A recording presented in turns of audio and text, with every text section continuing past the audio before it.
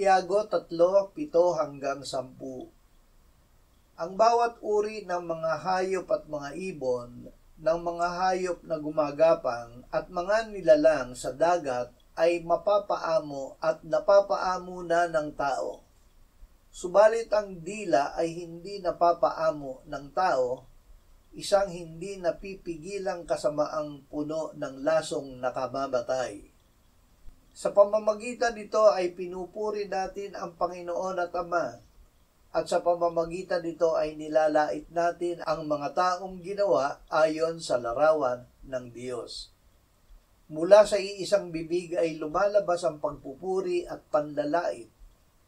Mga kapatid ko, hindi dapat maging ganito. Huwag gumanti ng masamang salita. Ang dila ay mapaminsalang bahagi ng katawan. Napapabaling nito ang direksyon ng buhay, tumutupok gaya ng apoy, mahirap mapaamo at puno ng lason. Nakapanlilil lang ito na sa wari ay nagpupuri sa Diyos, ngunit nanlalait ng kapwa. Hindi dapat na maging ganito. Gamitin natin ang ating dila tangi sa pagbibigay ng mataas na papuri sa Diyos. Hingi na mapuspos ng Espiritu Santo.